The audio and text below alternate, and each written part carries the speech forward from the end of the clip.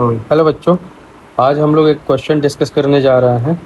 इस क्वेश्चन में दिया गया है particle move over a side of an equilateral triangle length L, constant speed v, shown in the figure. Then the magnitude of average acceleration A to C is v, magnitude of average velocity as it move A to C is v by 2, the magnitude of average velocity as it move from A to C is v, the magnitude of average acceleration A to C is √3/2 v square by L। ये चार option दिए गए हैं इस question में और इसमें हमें बताना है कि कौन सा करेक्ट है। तो इस क्वेश्चन को सॉल्व करने के लिए हम आपको एक कॉन्सेप्ट इंट्रोड्यूस कर रहे हैं। अगर हमारे पास दो वेक्टर हैं जिनका मैग्नीट्यूड सेम है और उनका टेल टू टेल हमने ज्वाइन कर रखा है, ये एज्यूम कर लेते हैं ये वेलोसिटी वेक्टर का v है, इसका मैग्नीट्यूड मान लेते हैं हम v। मैग्नीट्यूड ही मैं सीधे इंट्रोड्यूस कर दे रहा हूँ आपके लिए, है ना।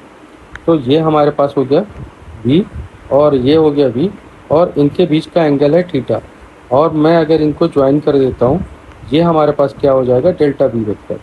ये जो भी कुछ मिलेगा हमें तो मैग्नीट्यूड के फॉर्म में मिलेगा। ओके, तो अगर मैं यहाँ से परपेंडिकुलर ड्रॉप करता हूँ और तो फिर इसकी जो वैल्यू हो जाएगी वो 2v साइन थीटा बाई 2 होगा। याद रखने वाली बात यहाँ पे ये है कि ये जो थीटा एंगल है ये वेलोसिटी के बीच का एंगल है, यानी वेलोसिटी कितना एंगल टर्न कर गया।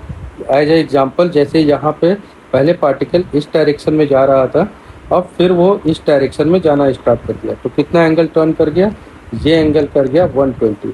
तो ये थीटा की वैल्यू कितनी होगी, जितना कि वेलोसिटी वेक्टर ने एंगल टर्न किया हुआ है।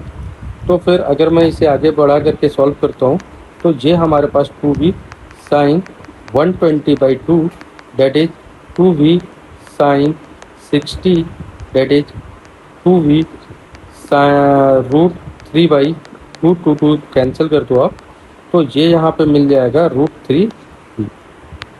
अब हमें क्या निकालना है, एक्सेलरेशन निकालना है। एक्सेलरेशन के लिए हमारे पास क्या होता है a = delta v upon delta t, यानी कि अब हमें टाइम इंटरवल निकालना है। टाइम इंटरवल क्या होगा भाई, टाइम इंटरवल लेते समय हम हमेशा ध्यान रखेंगे कि total path length travel by the particle लेंगे।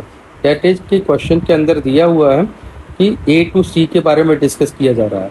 पार्टिकल इस तरह से चल रहा है तो A to C का मतलब क्या आ गया, A to B and B to C, यानी total length travel by particle कितना हो गया 2L हो गया। तो डेल्टा टी की वैल्यू कितनी हो जाएगी आपके पास 2L और पार्टिकल की स्पीड v।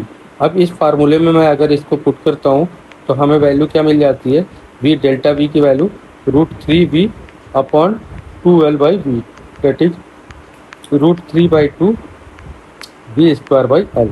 ये हमारा आंसर होगा। यानी कि अगर इस ऑप्शन के हिसाब से अगर हम देखते हैं तो option D is correct option. Thank you.